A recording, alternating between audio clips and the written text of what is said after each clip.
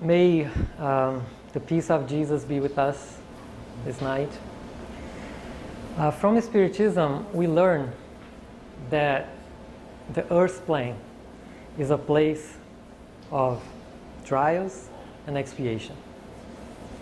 We hear this a lot, almost every day.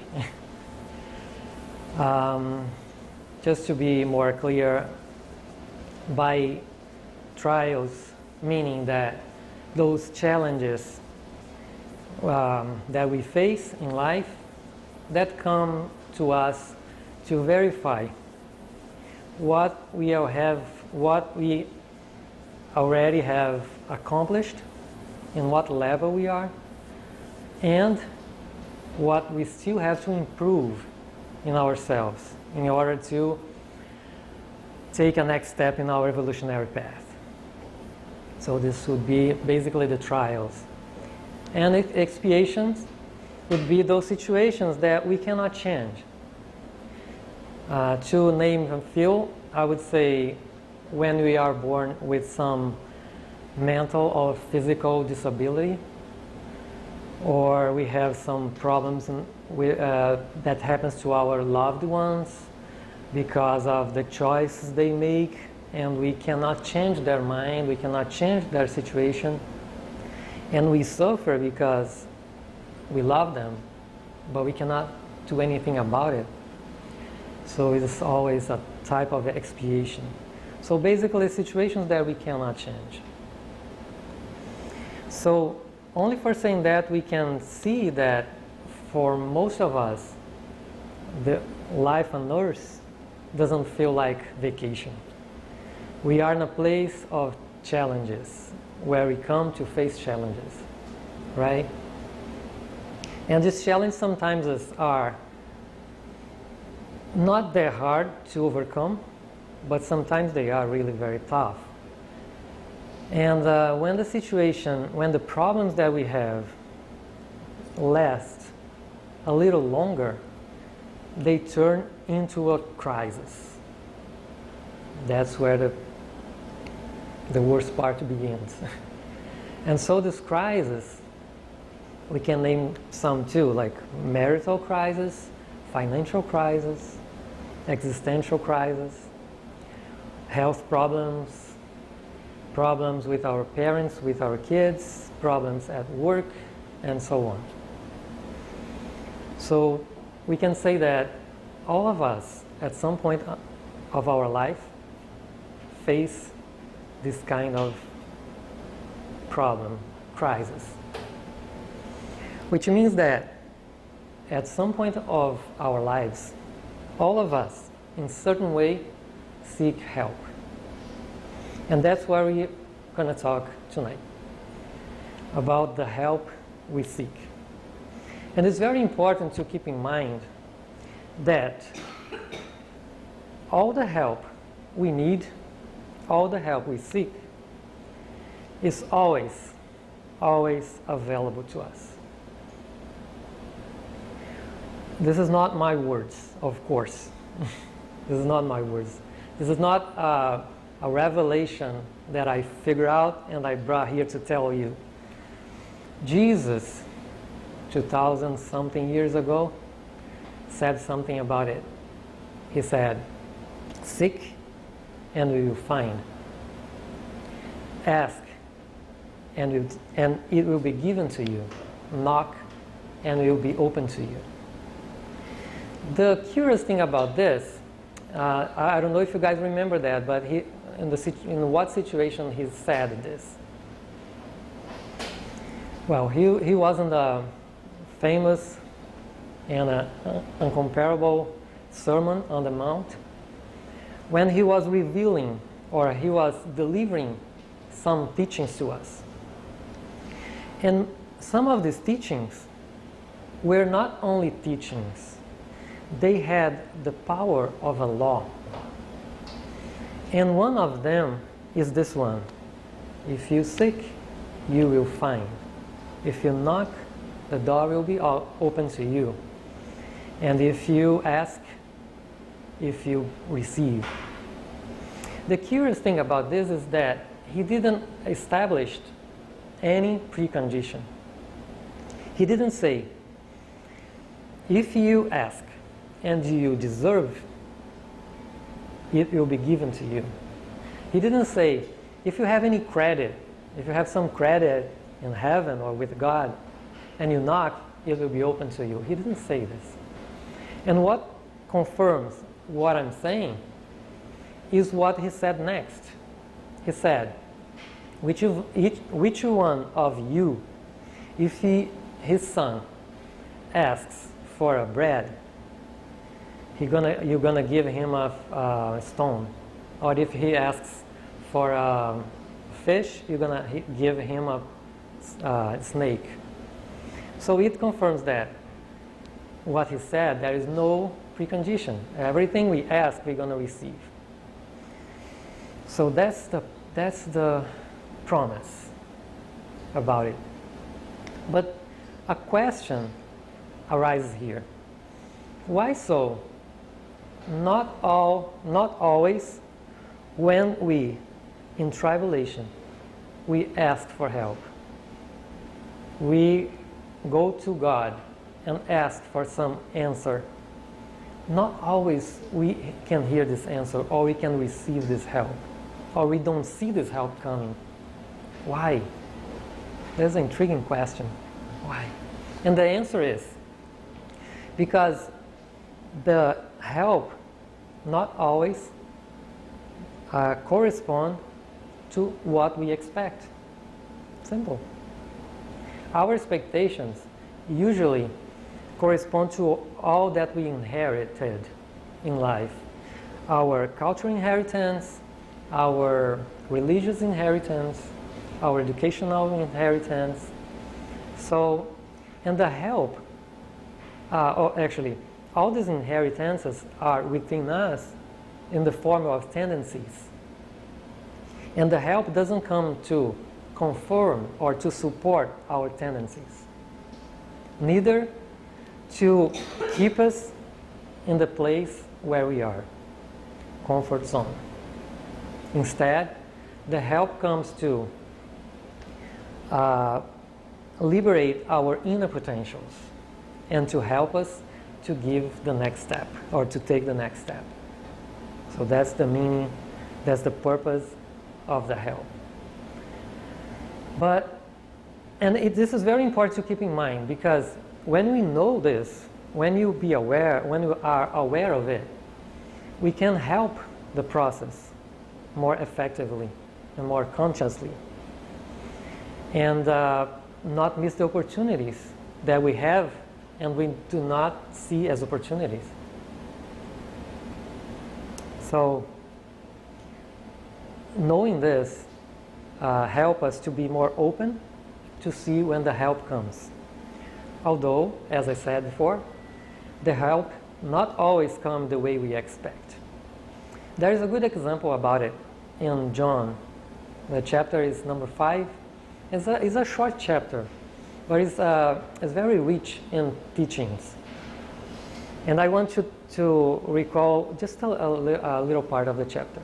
When John says, Jesus was going down to Jerusalem when he passed close to a place called Sheep Gate. You guys probably know very well this passage. And close to that place there was a pool. Remember that? And what happened to the pool? There were a bunch of disabled people there. The blind, the paralyzed, the lame.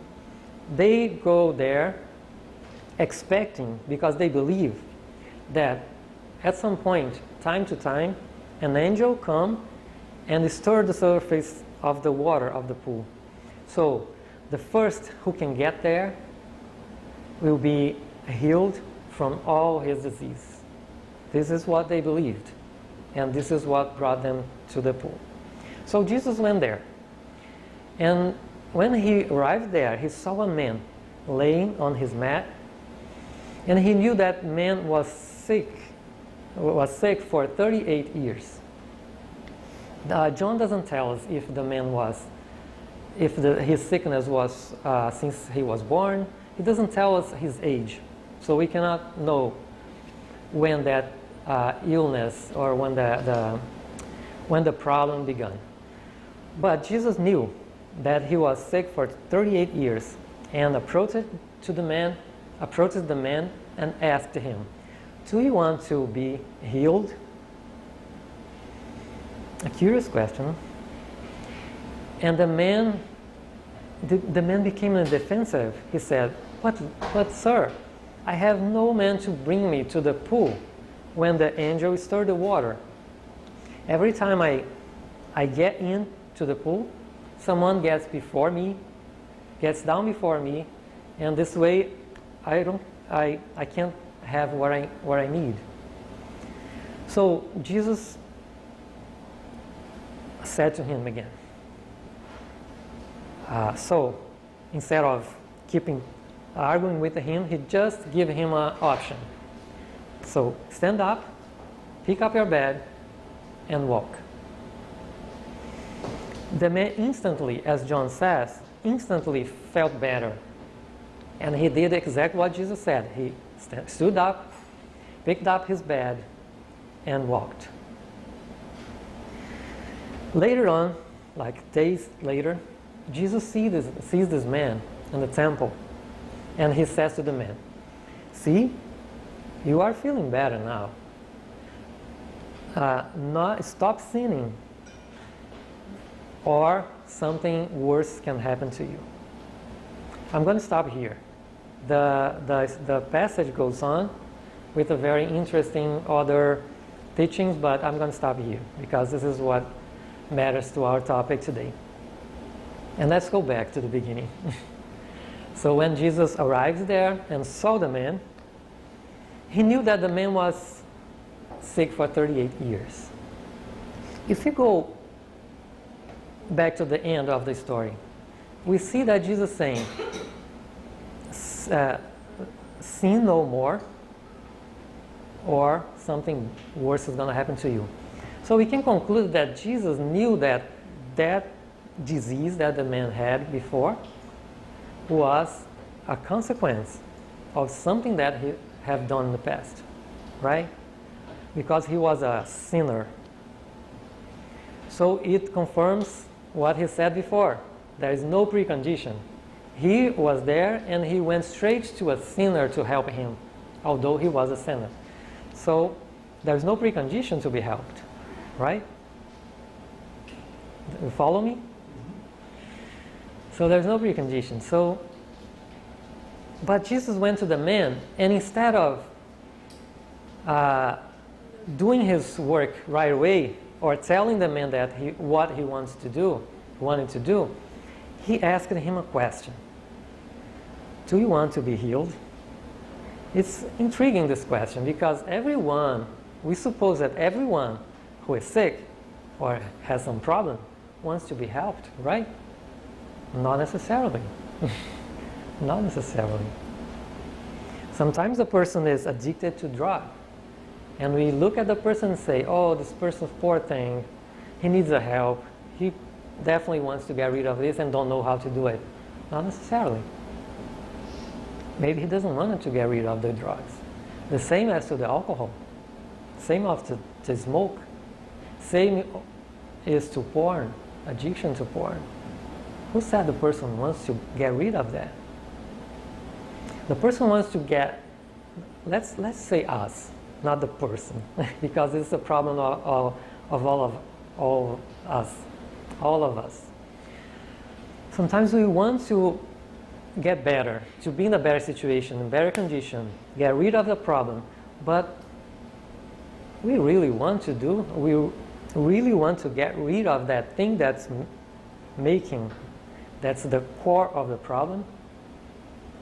That's a question we have to ask ourselves.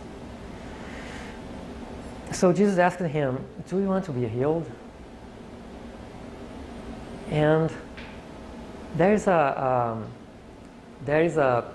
pastor, I heard him saying once that every time we seek a help, before we seek a help or we ask someone to help us, we need to ask ourselves 2 questions.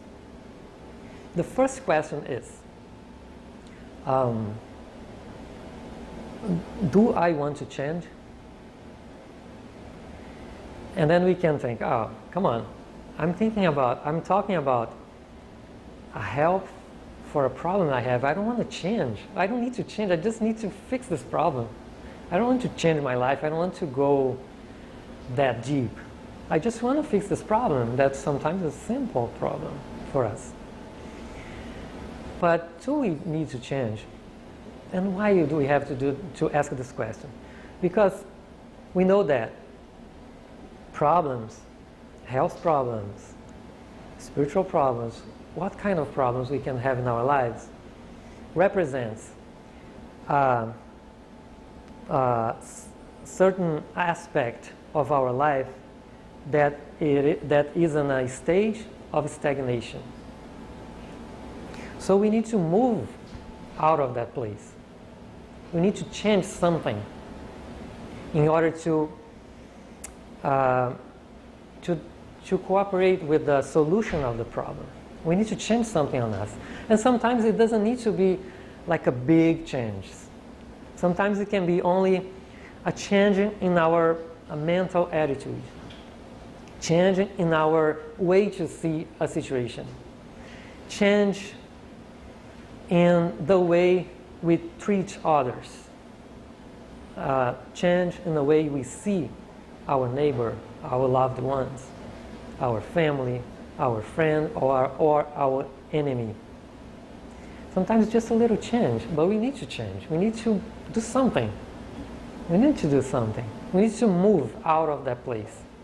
We need to get out of that place. So,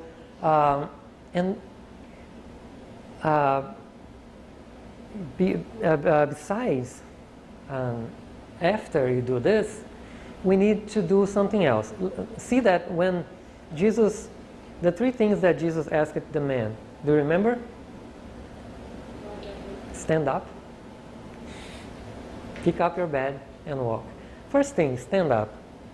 For a man that is 38 years in that situation, lay on the ground because he cannot walk, stand up is something completely impossible. So Jesus is asking him something possible, and sometimes that it is what God asks to us, the impossible. First thing we need to do, the impossible. And what is impossible to us? To forgive someone is impossible to us? Probably. If that person did that to me and it damaged my life or hurt me so much, I have all the reasons to not forgive that person. Forgiving that person is almost impossible. So this is the impossible I need to do. This is impossible for me. What is impossible to you? So we need to do the impossible, the first thing. We need to change something that we consider as impossible. Because if you don't do it, Jesus, what if that man didn't stand up and stayed on the ground saying, "But sir, I cannot walk, I cannot get up, you know I'm here in the situation for 38. If we do this, we're not going anywhere. We don't get better," right? So we need to do the impossible, first thing. And the other thing, the second thing that Jesus asked to him, pick up your bed.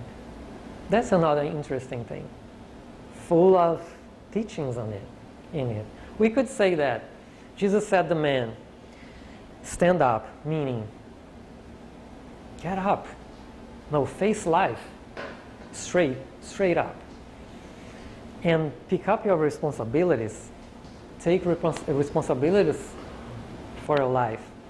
This is one way to see this. And there's even another way.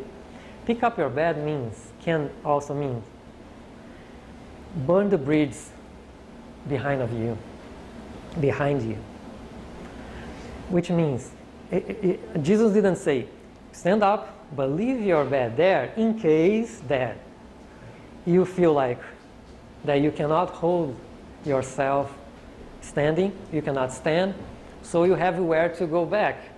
He didn't say that, he does pick up your bed, because we need to burn the bridges behind us to not give us the opportunity to go back to the same situation.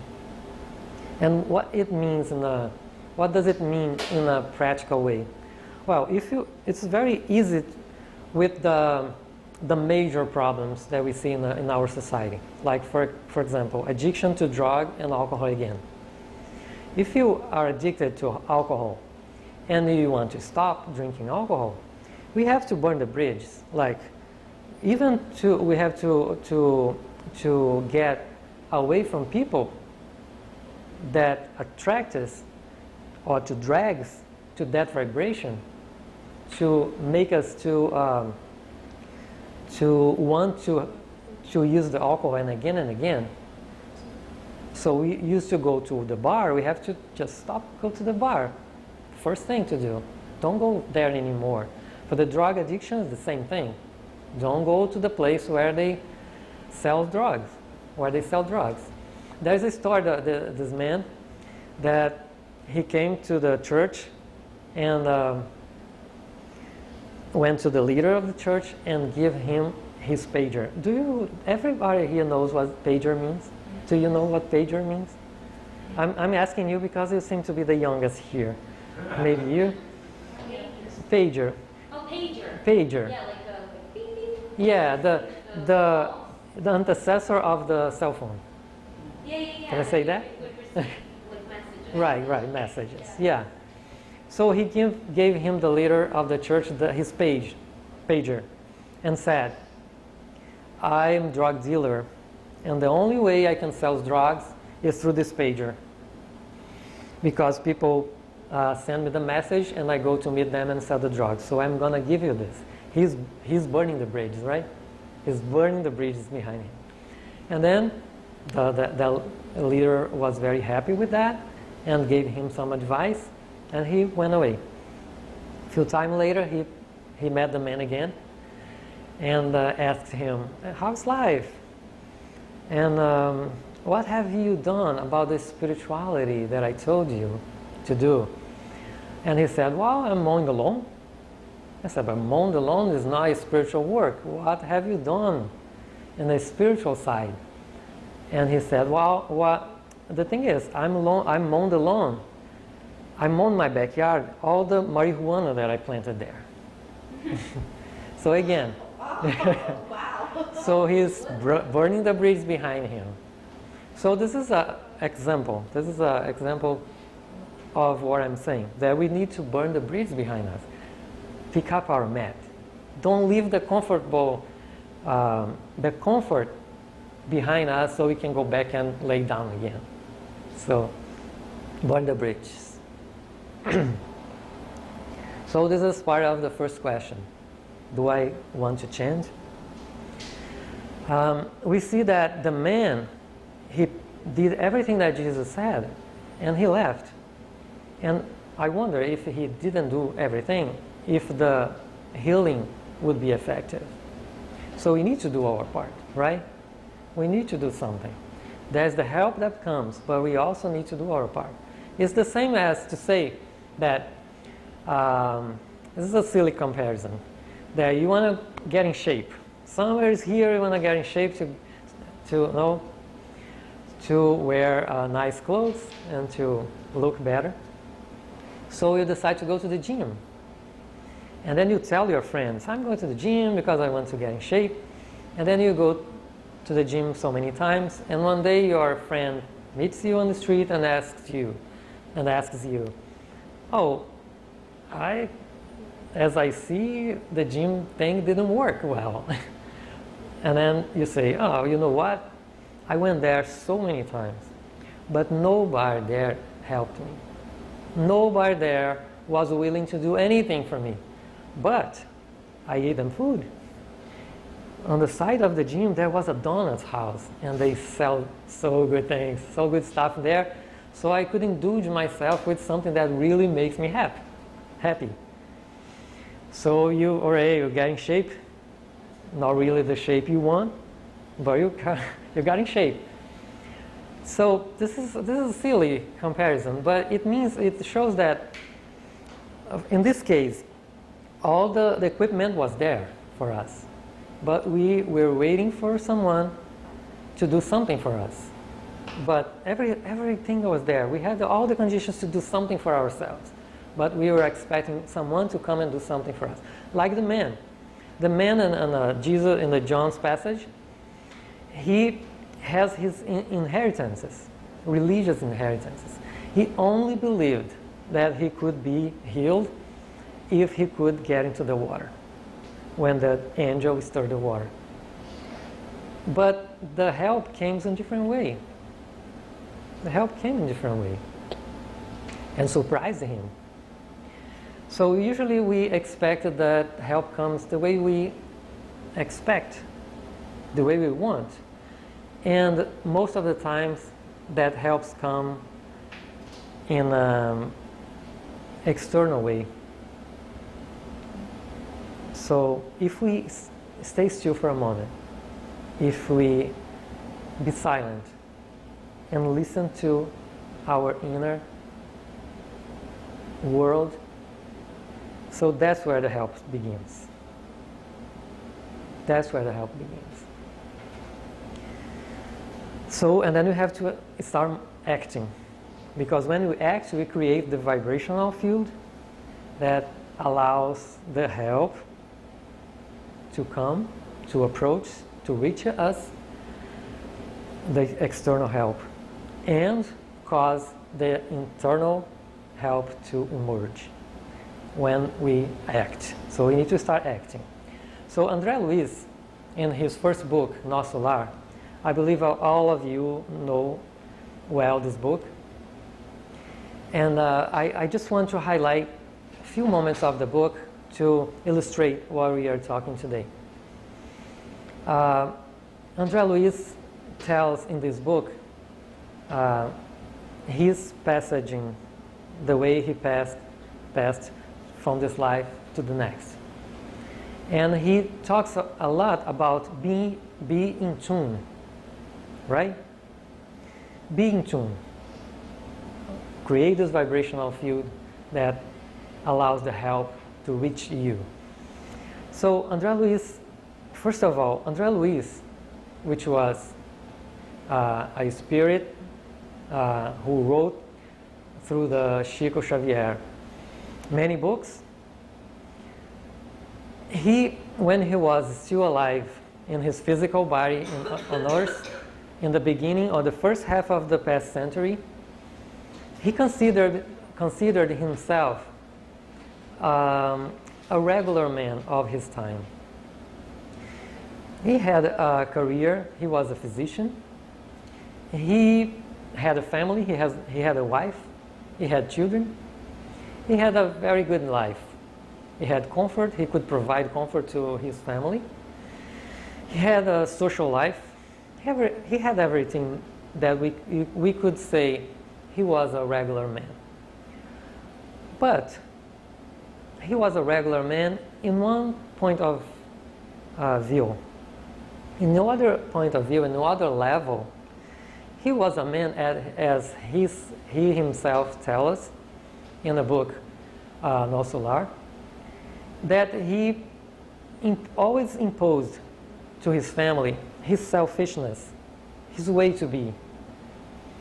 He never paid any attention to religious thing or spiritual subjects. He never considered fraternal actions toward the neighbor. Instead, he was a very not so going person, so easygoing person. He was a person who offended others very easily. He never considered others' feelings, and it put him in a situation that somebody else's hatred, because that's what he got from the people who you offended often, is hatred and rage. And he got from them bad vibration, who put him in a situation that he was always in this bad vibrational field. And also he had bad habits with excess of food and alcohol. So in some point of his life, all these things, he started to dragging his vital energy, and diseases start to arise in his body. First was the syphilis, and then inside his intestine, the cells cancer started to spread away. And he got very ill, and he ended up dying in a hospital during a surgery. And as soon as he died, he passed to the spiritual world. He found himself in a very dark place, as you know, as you read in the book. A very difficult place to be, where people, where all the souls in that place were in the same situation. And he experienced there a very bad moment of his spiritual life. And the question is, was it a punishment that André Luiz went to a dark place when he died? And the answer is, of course not, right? Of course wasn't it a punishment from God. Because, and the answer is very simple, because God doesn't rule the universe through emotions. God doesn't get offended when we do something that he doesn't like.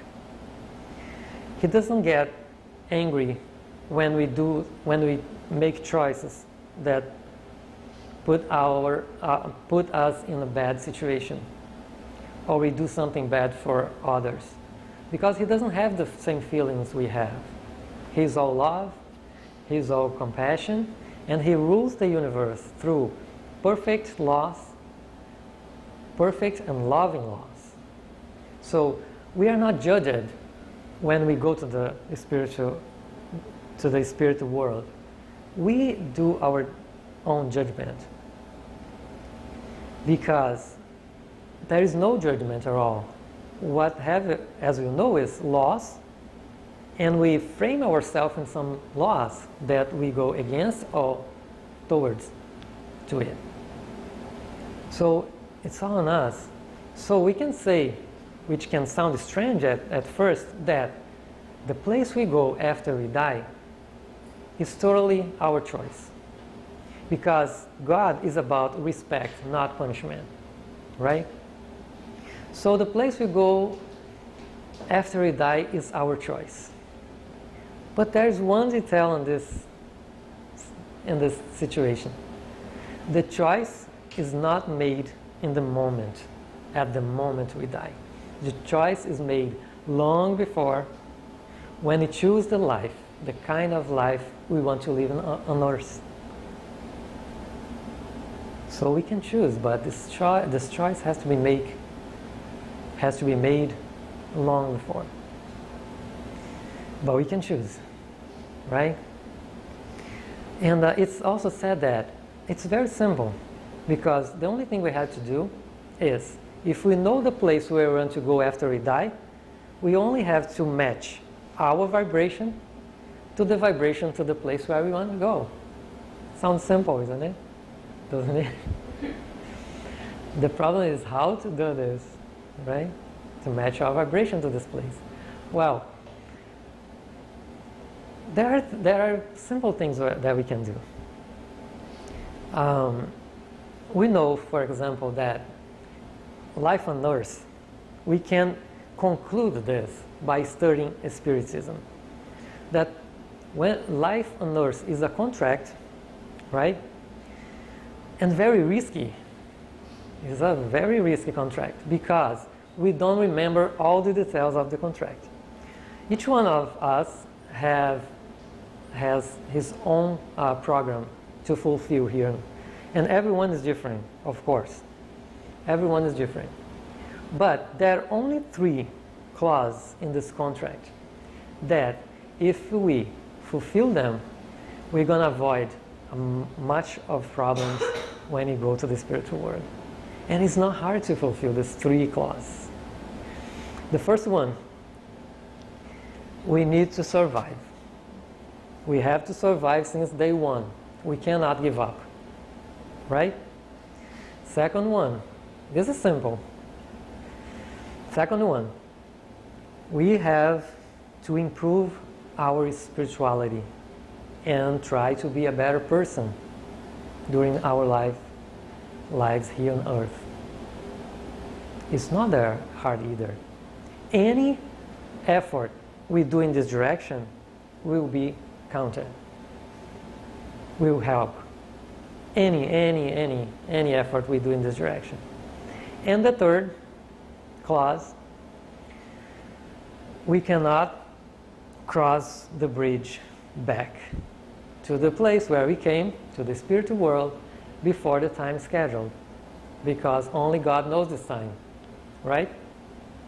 So this sounds very simple.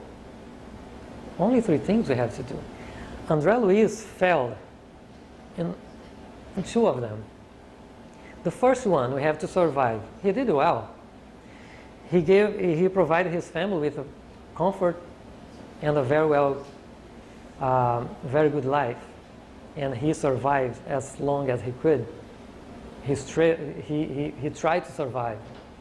He didn't give up. He didn't give up consciously. But the other 2 things he failed, and was really bad. He did it very badly. The second one, he never paid attention to any spiritual or spirituality at all. He never paid attention on this matter. And he never tried to be a better person. He thought that, you can read this in his book, he thought that crime was only those things that you do against the law of the man. He didn't know that there was other types of crime, like when you hurt someone's feelings, when you impose your selfishness upon your loved ones, all that things that I already said. So, and the third thing, he failed too, because he crossed the bridge back long before the time scheduled for him. He was fairly young when he went back to the spiritual world. So he committed not conscious suicidal. So, but this is not easy. This is not hard to do these 3 things. But if we accomplish these 3 things, we're gonna avoid a lot of problems on the other side, right? But as we learn, as we go deeper in the spiritual knowledge, we see that we can do more than the basic things. We don't want to be in the basic and the edge. We don't want to do something that really make us feel comfortable and safe in this matter. We can be like comfortable and safe in our spiritual path, or in our evolutionary path. So there are things that very simple way we can do. Like we cannot. We know that evolution demands time, right? We cannot change this. Evolution is something that we can live, or we can submit ourselves to, and it goes little by little.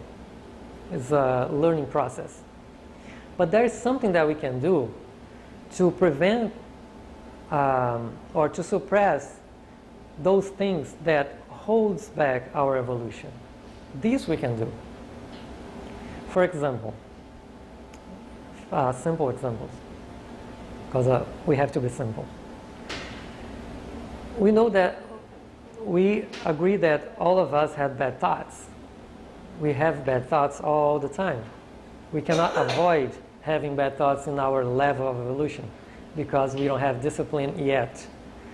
I'm talking about myself. I don't know about you guys. Maybe You guys are in a bad situation.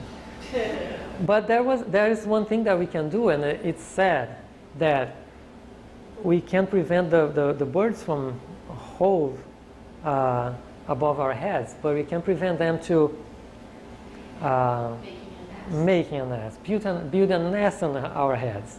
So every time we have a bad thought, and when we see that bad thought coming, we can replace the thought for a better one. This is something that's not hard to do. We can try to learn as much as possible to improve our spirituality. This is not hard to do. We can do something good for others. This is not also hard to find a person that needs some help or something that we can do for them. So simple things. It's not complicated. Simple things. And unfortunately, us Spiritistas, you still think that, oh, when I die, I definitely go to the umbral. Because this, because that. Umbral meaning the dark place of the spirituality, the spiritual world, which André Luiz defines as a place where those on earth, actually a place that begins here on earth. The umbral begins here, starts here. He is trying to locate the umbral geographically. So it starts here on earth, and is the first layer around the earth, where all the he named it. I don't have exactly in my mind now to tell this, but in a short way is to say those who keep in a pattern of making bad choices, making mistakes, and not trying to improve their lives in any way. So it's a place for those who doesn't want to go anywhere else, or those who doesn't want to know about what's in there for us. Because sometimes I'm not going this way because the time is not gonna go. It's gonna be enough. Let's skip the subject. So, in the case of André Luiz, he went there because all of I had said about his life that he told us in his book Nosso Lar. And there are many other situations that we can go there, but we can also know that this is only the first layer around the world, and there's many others where we can go. We just need to learn what we have to do to not stay stuck in the first layer, right? And of course we all will pass through the umbral when we die, because it's the first layer, so we have to cross. We just have to be careful to not stay there, stuck in there. And but the friends, the spiritual friends, they have so much love. They have so much compassion to our way to live here on earth, and the choice we make here, that they help us in any situation. They are there to help us in our passage to the spiritual world. And why am I saying that? It's because we are talking about being tuned and create a vibrational field to make possible the help to reach us. So André Luiz, in his case, he suffered for so many years until the day he remembered that there is a creator, that there is someone up there taking care of everything. And he started begging for help. He started begging with all his soul, with all his heart. And he created this vibrational field that made it possible to his mentor to finally reach him and help him to get away from that situation. But he had to do something. He had to do his part, as we had to do our part. So our friends will be there waiting for us, just as they are here trying to help us now, so we don't have to go through this kind of situation. And they are here willing to help us in any situation, as long we give them the possibility, we give them the opportunity, we open ourselves to their help they are offering to us. So it's like to see, if we are in a dark room, let's say we are in a dark room, and the sun is bright outside, shining and bright, we can see the light through the window's crack, right? The window's cracks. We can see the tiny light getting to the room. But if we open the window, so the light comes in, right? But the coming light will be always proportionate to the window opening. So if we stay in the situation that we always complaining, we always say that we cannot do this, or we cannot fix this, we will be in a situation that we only see the lights through the cracks. If we go back to John, for example, John said about himself that he was the beloved disciple, that he was the disciple that Jesus loved most. And then we ask this question: could Jesus, who was perfect and just, love one disciple more than others? Or was John, who was more open to the love that was coming to them? So it's on us, it's up to us to be open to this help that comes to us. And I will take the last minutes to talk about the Spiritist Center. Just a little bit about the Spiritist Center. Why I'm going to talk about the Spiritist Center. Other day in our Spiritist Center, a speaker came and said that among of us, or most of us, came to the Spirit Center because we have some problem, because we are seeking help in some way. Even if this help is only mainly knowledge, spiritual knowledge. And after a time, many of us go away. When the problem is solved, we go away. And many of us stay because we feel like that was so good for us, that we want to share with others. We want to stay here and help others to have the same thing we had. So we stay. And then as we get here, actually, I would say at this point that we can stay home. We don't need to come here to listen to lectures, right? This lecture, for example, you can listen to this lecture at your home. We don't need to go to the Spirit Center to listen to lectures from speakers that are even better than me, more inspired, more capable to spread the Spiritism. But, here comes the but. But, one thing that we find in the Spirit Center, I assure you, you're not going to find online, which is the vibration of this place. Some people say, and I think they are the pessimists, that when we come to the Spirit Center, we put on a mask.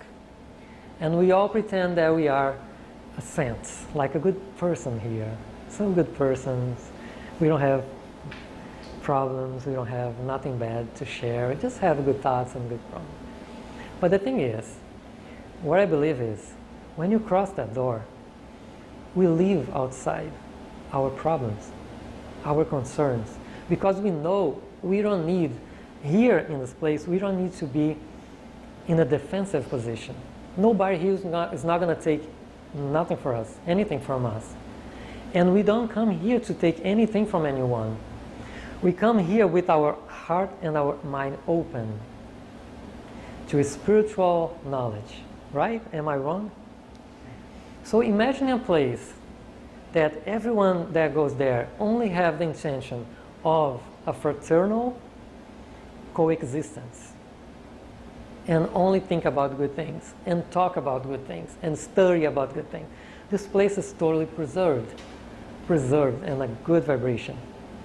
So when you come here, and we dive in this vibration, it's much easier for us to open our heart to receive the help we are seeking. When we get here, we are more capable to allow the spirituality to help us, to work in what we need, in our needs.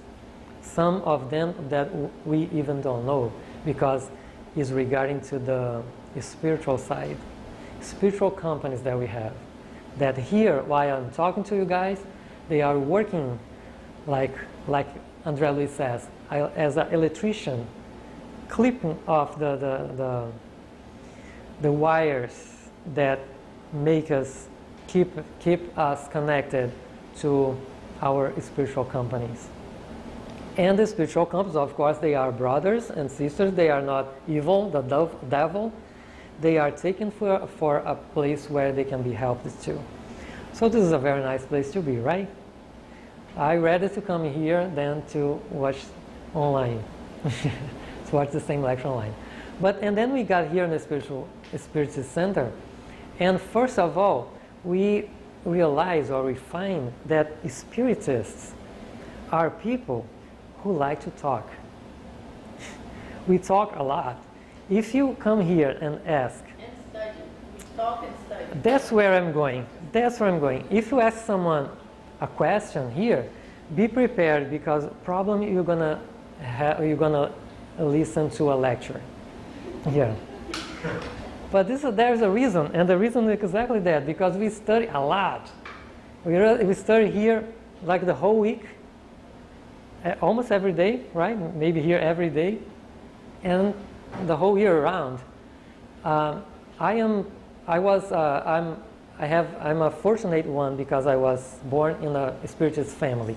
So I studied since I was born. So I've been studying, and it never ends, because we never know everything. And every time we go to the same subject, we see that there is a whole universe for us to learn, because we are on a different level. Now we can see much better. So this is what happened. And then we started studying, and we want to share this with everyone, especially our family and friends. And we start to be the talkative one. And we go to our family, we try to bring them here, because we like this place. Some of them come with us, some just don't want to know. And sometimes we bring friends to here. And as we learn more and more and more, the desire to change the world becomes unbearable. We want to change the world. But the good thing about this is we had spiritual friends that came before us, and they learned before us, and they left some very important advice. And one of this advice is, if you want to change the world, you should start by changing yourself first. This is a place where you can succeed very well if you want to change the world. It's guaranteed that you're going to succeed. So this is the message I'd like to bring today. I hope this is a lot for us to digest during the week and meditate about it. And I'd like to thank you, Angela, and all of you for the opportunity to be here. It is always an opportunity for us to study more, so we can bring something useful for everyone. So thank you very much, Angela, and everyone being here.